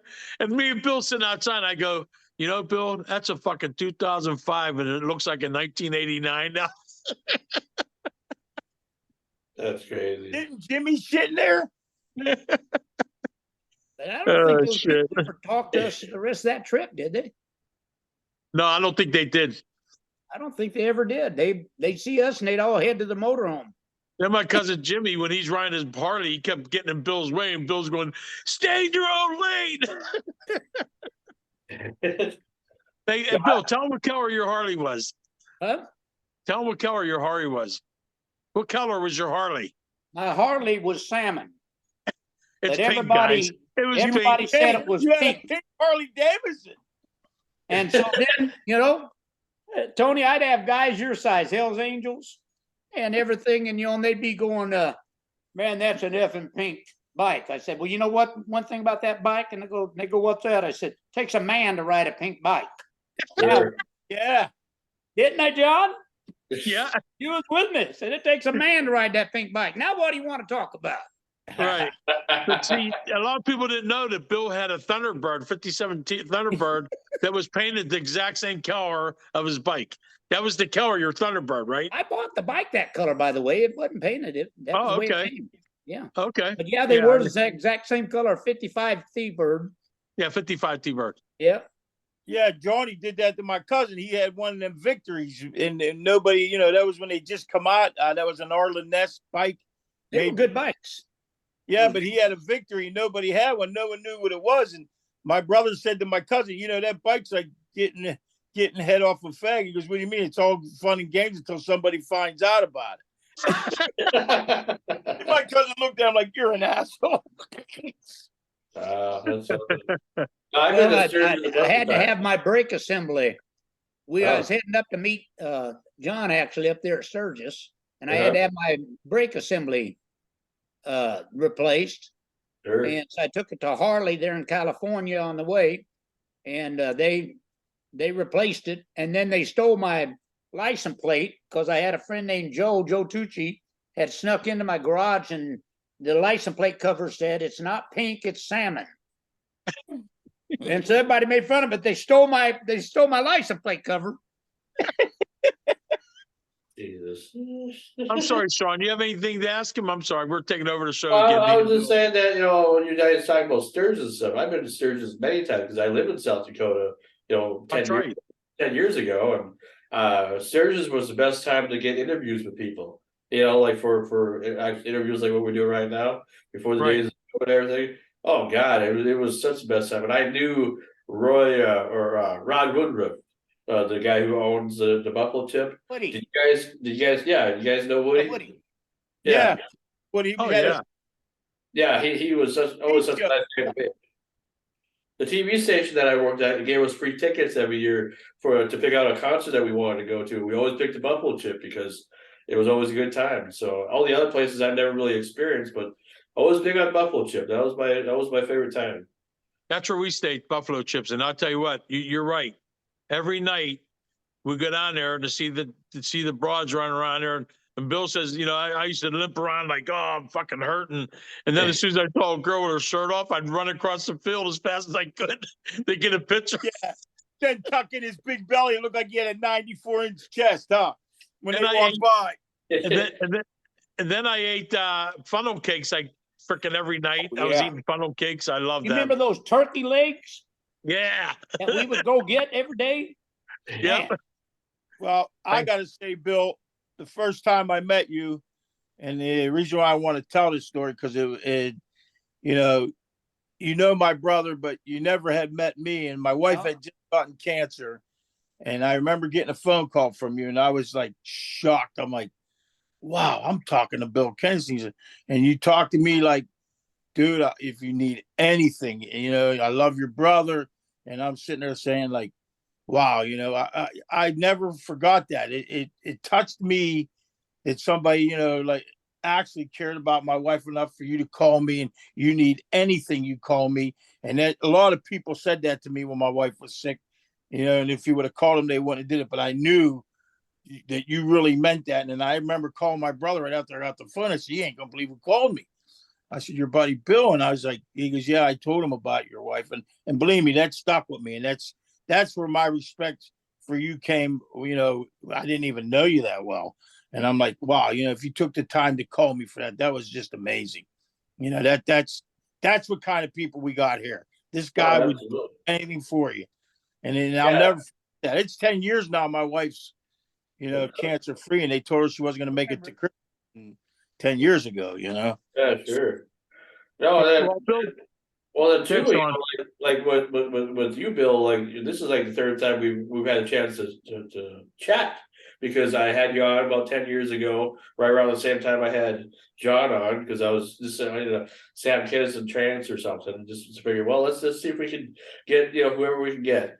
And then you know, then a couple of years ago you came on the show when John was on, and then and now we're here, and we've been talking about you a lot. You know, like John was talking about, you know, how we could get you on and come on. And I wish you had more time to where you could be like a actual like crew member, you know. But if you ever want to come on sporadically, or if you have something that you need to promote or whatever, I know we're just a little shindig or whatever, but we're happy to do whatever you guys. You got to talk to my manager up there. Oh, there you go. He's the one that gets me to do all these things. Well, I appreciate that you do that. Though. His managers give him a chicken leg. You're on, buddy. You give him the whole chicken. Well, here's the deal, Sean. Bill always told me that whenever we want him, whenever I feel like, you know, we could get him on a show anytime.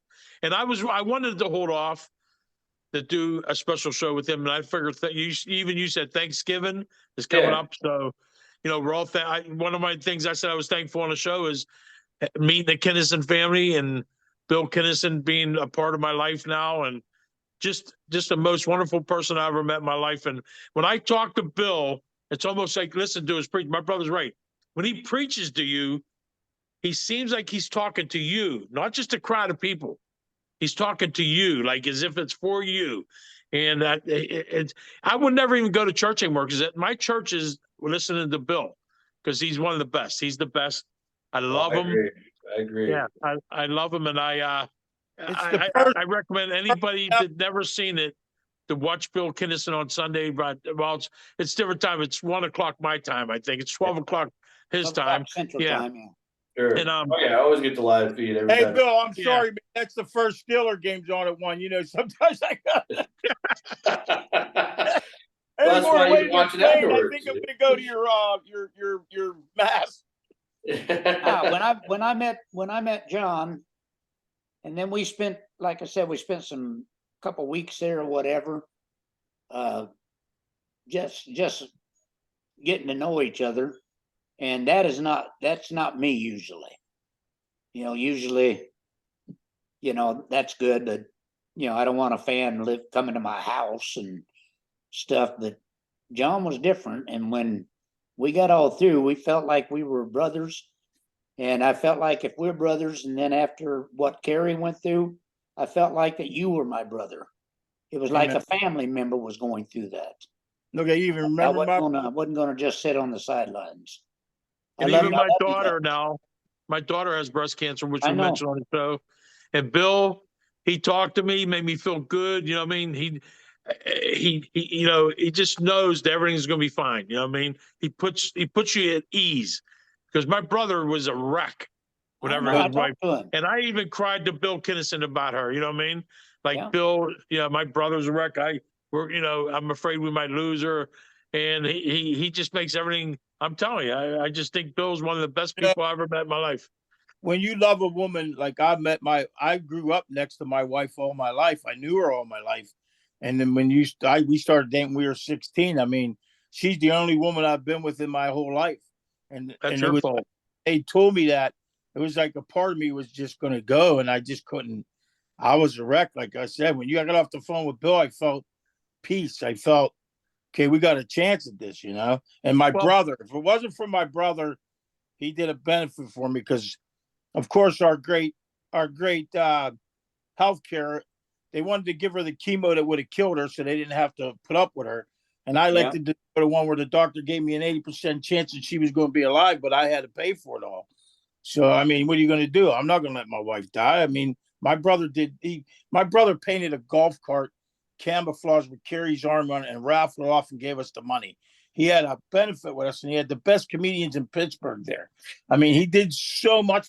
I didn't have a car. I lost my car, man. And it was Christmas time, and he gave me the keys to a Blazer, and I literally broke down and cried. I'm like, that's when you know you got a brother, man. It's not a brother tells you he loves you every day and he don't. When your brother performs for you, he took care of me all my life. And then, like I said, you're with good people, and like Bill, I know when you met my brother, how you met. My brother could go in the middle of Saudi Arabia, and some camel jockey would fight. Hey, John, Lutz, how you doing, man?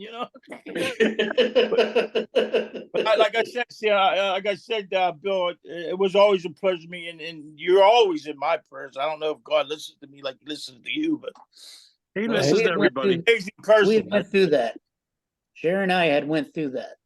Yeah, Sherry had breast cancer. You told me that. Yeah, stage 4, and God touched her, and I don't. If I don't feel something, I don't tell people. But I felt like Carrie was going to be all right. I know Nicole's going to be all right. They got about a year's journey, which is what I told you. Said it's about a year out of your life, but you're still going to have her. And I know how that feels, man. I love my wife. Yep.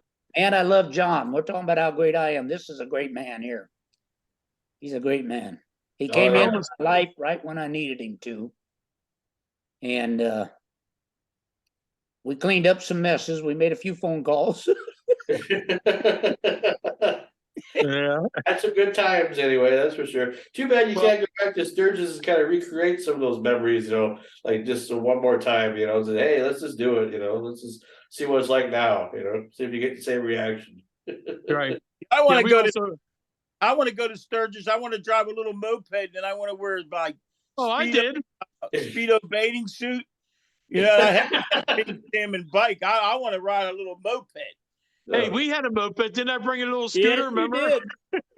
And you were the one riding it, and then we'd ride it down to get a shower or use the John or whatever, because you wouldn't let us take a dump in your motorhome. And then he had his cousin there. What was his name? Jimmy. Vinny. Oh, remember when Vinny did you when you? Hey, you know what? This is a great story. When Vinny did the bill when we first met him, I told my cousin Vinny, he's Italian.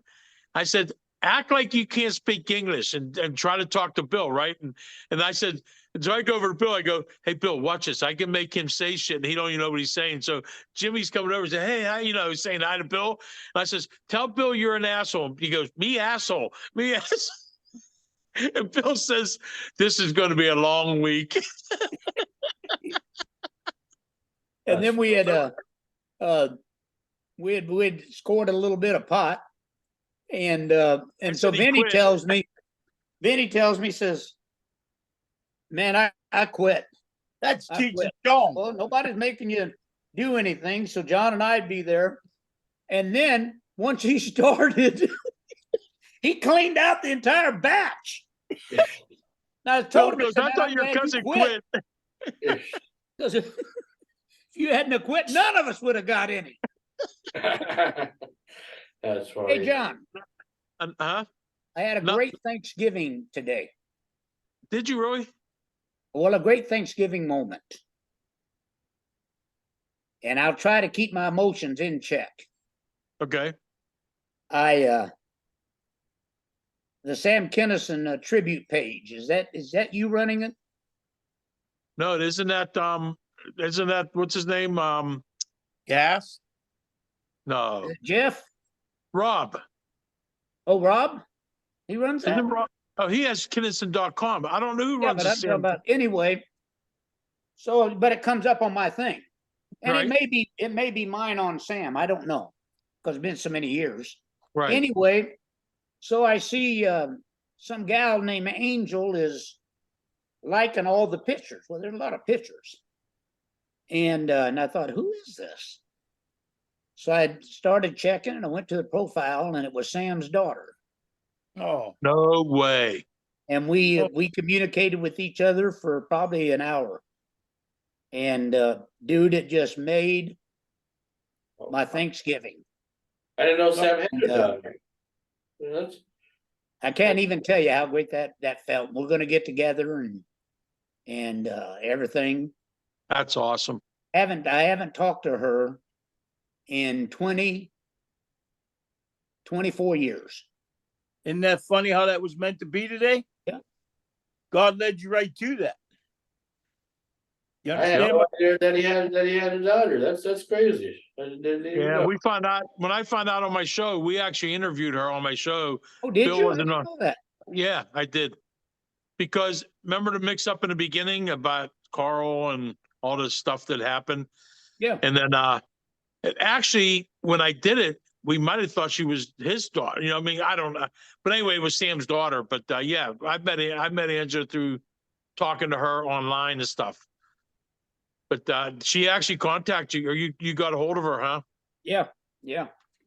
And when we talked, we didn't talk on the phone. We talked on, on the internet, right? For an hour. Wow. And that's touching, dude. It touched me. It just made my whole Thanksgiving, man. It just, That's Sam I coming to you. I want to hook up with her and see her, and I want her to come and see the rest of her family. Yeah. Right. She don't even know this side of her family. Shit, for half her life, she thought she was Carl's daughter. Right. Yeah. Right. And it's a long story, guys. It's a long story that Bill shared with me, and I mean, I guess he don't share the story all the time, but Sure. It was Sam's daughter that we thought it was. Everyone thought it was Carl's daughter.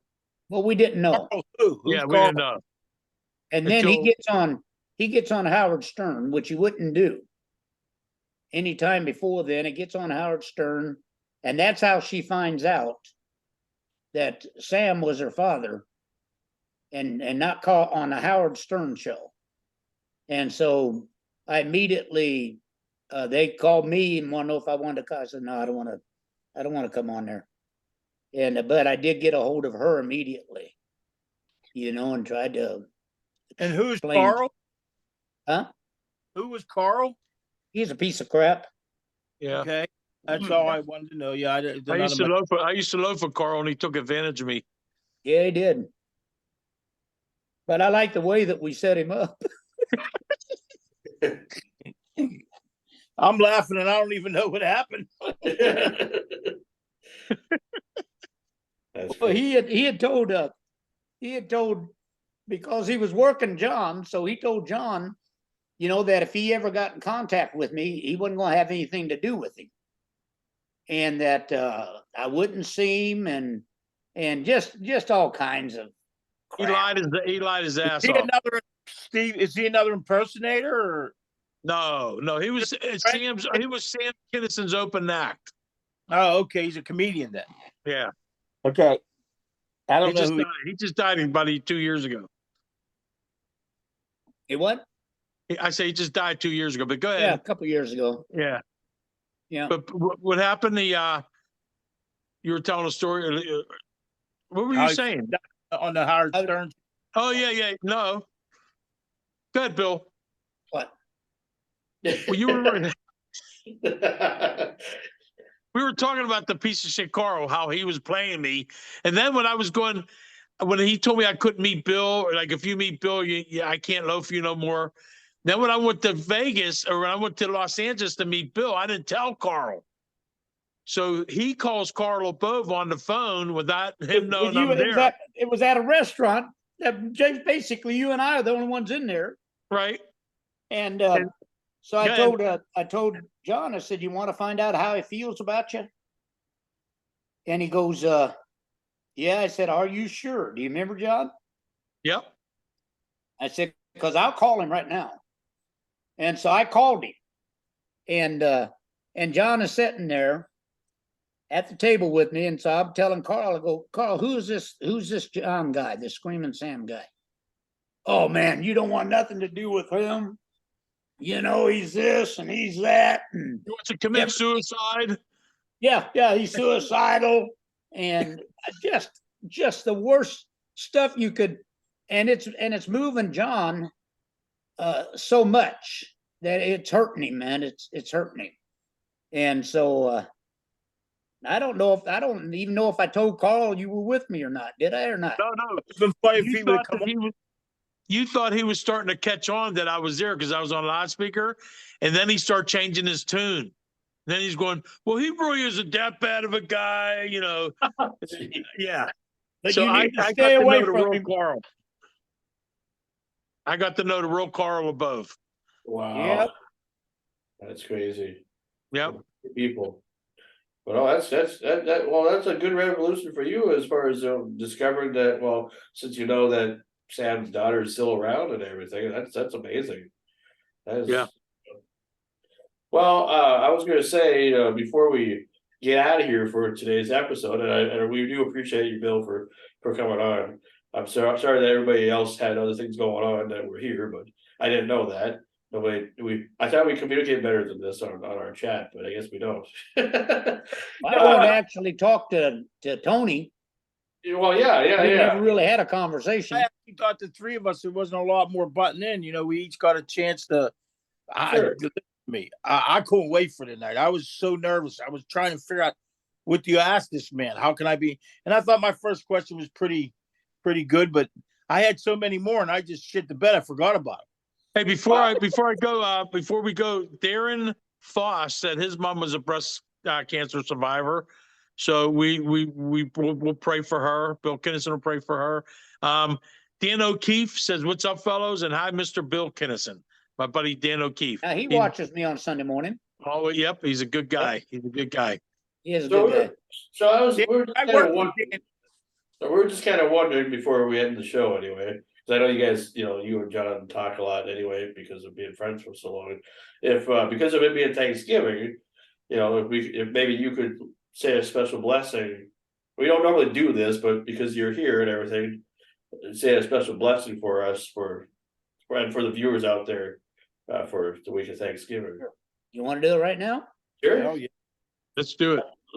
Heavenly Father, I thank you for this opportunity that you give us called life. And I ask that every single person that hears our voice tonight, let them know the real meaning of Thanksgiving and let them give thanks to you for everything that they have. And I ask that this be one of their best Thanksgivings they've ever had. They need a healing, give them a healing. If they need a financial blessing, cause it to come to the end of their life. Cause them to have success and prosperity in all that they do. And let us be mindful of our fellow man. Everybody needs something. And God, I thank you for giving us the ability and the power to be able to speak deliverance over people. And I praise you and I thank you for this Thanksgiving. Amen. Amen. Billy. Right. Thanks, man. Thanks, Bill. That was touching, bro. Touching. Thank you, bro. All right. Well, this guy right here is the one I was excited about seeing tonight. Is you, Tony? That's good. Because I've never really ever talked to him face to face. We've messaged each other a lot, and I got to tell you something, man. I love you guys. Hey, Bill, you guys could have been my brothers. Bill, I promise you, I'll call you more. I will, because I need to talk to you about some things in my private life, and right. One day I hope my brother, pulls all that rich money out of his pocket, takes me down to meet you. Listen, Tony. Bill said he's involved with miracles, but I don't know if he could do anything with that look. There's no freaking way, dude. And I'm so handicapped, so whatever. All right, it's not a walk for you. Yeah. Watch, I can walk now. I'll have a better set next time. Next week we're gonna be doing the show. Okay, go ahead, Tony. Go ahead. I'm sorry, Sean. I didn't mean to do that. I do that to you all the time. Yeah. I apologize. But my goal in life, Bill, is to meet you in person. I mean, I can talk to you over the phone and watch your services every Sunday, but I want to meet Bill the man. So I pray to God that someday me and my brother can come down and spend a couple of days. If not, I'm gonna come there to Ohio. Screw you guys. Oh, you want to go to You know what? We have all kinds of people that watch our program. And a few months ago, I think I told John, your state Senate and representatives there. Yeah. The head of the House of Representatives contacted me and wanted me to come and speak at their, at their assembly. Right. And so we were making plans for it, and then you had that train wreck. Yeah. Right. And that put everything on the, on the side burner, which is all right. I never worry about it. But this has been a good night for me. It's been a good day all the way around. But to get to meet the Mad Dog, and then his little brother, always pecking around. Hey, I love you too, Bill. Yeah, this has been great to have you on again. We don't know each other that well, but I know you better than you know me. So it's all good, It's all. Oh, well, this is what, second or third time I've done your show? Yep, third time. I try to do it at least every 15 years. Yeah, sure, absolutely. That'd be fine. We'll see you when I'm 55 then. Well, we want to do like a show with you, Bill. That like we wanted to keep us on the preaching end, in a way, but we want to do a show. I mean, I already know what's going on, but about your brother Sam, I hope you wouldn't mind doing that for us. But that'd be another show that we just have you on for, and we get into the preaching things, Sam. Your brothers, whatever. But yeah, there's a lot of people have a lot of questions about that, and like I said, there isn't nothing. Bill told me stories. We shared stories. We took walks at his house, and we talked about Sam. I mean, I know a lot about it, but there's maybe questions you guys want to ask about Sam or something. And but this show we wanted to make about you because we love you, and thank you. You deserve what you do on Sundays, man. It's just like we gotta really push that. I share it all the time, Sure. Stuff like that, and people got to know the real Bill KINISON. You know what I mean? Because we all love Sam, and Sam will always be a legend no matter what. But you're also a legend because you've done all the things that you've done in your life, up to this point. And I don't know if you do it all over again. I'm sure you probably would if you had to. But I do everything I did before. I do it again. But if you do what you do, point. But if you do what you do, would you let Sam know about it and say, hey, we got on this day, we gotta be somewhere or whatever, so your life will be saved. You know how I feel about that? Everybody picks their own journey. Right. And I could have told, obviously I didn't know what was going to happen, but the way everything that happened, it was supposed to happen. And it was supposed to happen then. What, baby? Yeah, Sherry said my mom knew, or my mom. Tell Sherry I love her. A week before he got killed, that if he married Malika, he was going to die. No way. Yeah, I thought I told you that. No, I didn't hear that one. Yeah, we had just did a show in Corpus Christi, and we were doing New Orleans, and he was going to get married to Malika, and so I guess that he had told Mom, "Why don't you come down to New Orleans?" Well, the more I thought about it, I thought it's ridiculous for her to come down, that night and fly out the next morning. And so I was trying to call her, and I was calling the airport, leaving messages, and she wouldn't answer. And then we get there, and there she is. So we do the show that night. We're staying at the Grand Hyatt there in New Orleans with that glass elevator all the way up. And Sam's tired. He's leaning up against the elevator. And so my mom goes, "Well, I'm going to tell you why I came." And I thought, oh, this ought to be good. And you had to know my mom, man. Anyhow, so she goes, A.D., which was our stepdad and had died, said he came to me the other night and said to telling Sam to get your business in order. You're going to die if you marry her. Wow. And I'll never forget Sam, because we would almost get in fist fights, because I'd go, dude, you need to get some life insurance. If you're going to get married, then have some life insurance where she'll at least, be taken care of. And so I'm just thinking Sam's going to go nuts here in this elevator. And I remember he just leaned his head back on the elevator and looked at her and said, I know. No 10 kidding. days later, he was done. Oh my God. See, I never heard I that told story. you That's what that. I'm saying. There's a lot of stuff we have to learn, you know what I mean? She wouldn't even go to the wedding. No. Mom said, if you marry her, you're gonna get cursed. That's crazy. That is crazy. That's what I'm saying. Like the next show we want to do with you, you know, you were there when he passed, and you know, I think I remember when your brother Richard died. I mean, you talked on the phone for a long time. You were headed up there to see him and stuff like that. So, you know, I got to share all this stuff with you, but these guys really didn't. You know what I mean? That's why I try not to butt in too much of stuff because. But if I do ask you questions, because I want them to hear it. Tell your wife I love her. And What? I love Ginger. I love your daughter, Ginger. What? Yeah. This is how you tell me? Sherry, get your ass in here. Oh. Yeah, put her on. John's telling everybody how he loves you. Wait, I'm going to talk to her. I'm going to talk to her a second.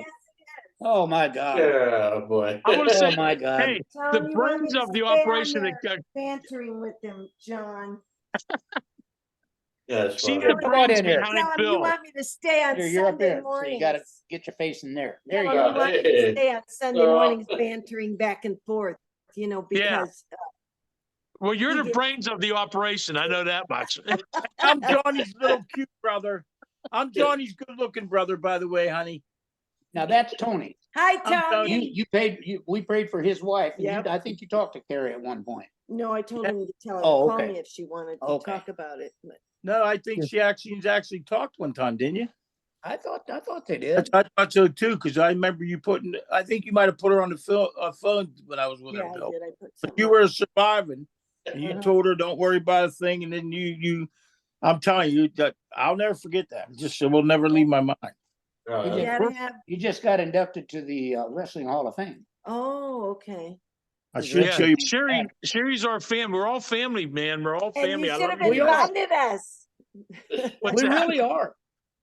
Well, I don't know about the handicap guy, but the other three of us. Yeah. Stephen Hawking Alive. came in the family.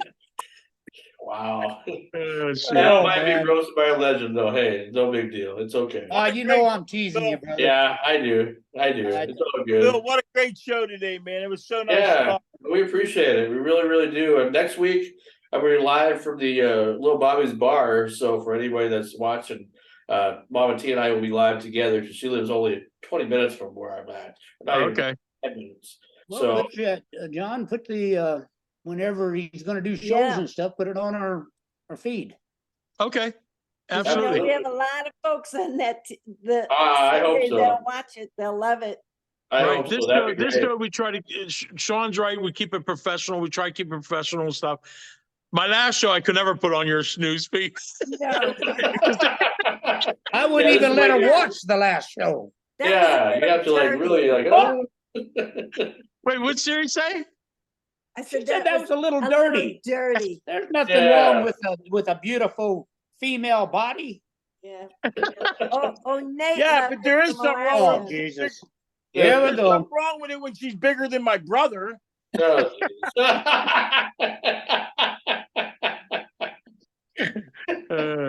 all right, guys. I think we should call it good. We appreciate you, Bill and John. And Why are Ben. you kicking me off, man? Yeah, he can talk all night. You know. I mean, if you want to talk longer, you go right ahead. I mean, Well, not now. You hurt my feelings. No, he doesn't have anybody to talk to. He's a talker. You know, he loves to talk. So around John, I'm really not that much of a talker. You gotta kick In a him couple off. weeks, we're gonna have you on for the whole show. Oh, either that or after. Let New me Year's. know when. We'll after New Year's, maybe. probably after New Year's, after the holidays, because that'll Yeah. probably be better, I think. But anyway, we appreciate you. I appreciate that you went and did this for John and again, and you know, it's fun. It's nice to hear stories that we never heard before. I was surprised by what we heard today, but it's amazing. Keep doing what you're doing and keep spreading the good word because we need people like you to Love you, brother. Tony, I love you, man. I love you, Bill. Bill. You know how I feel about you, man. I'll call you, Bill. I promise I'll call you once a week, and I could probably use you for a little bit. I got some problems going on. Help yourself, brother. All I'll right, talk to guys. you. We'll All see you right, next love you. on Renegade Radio.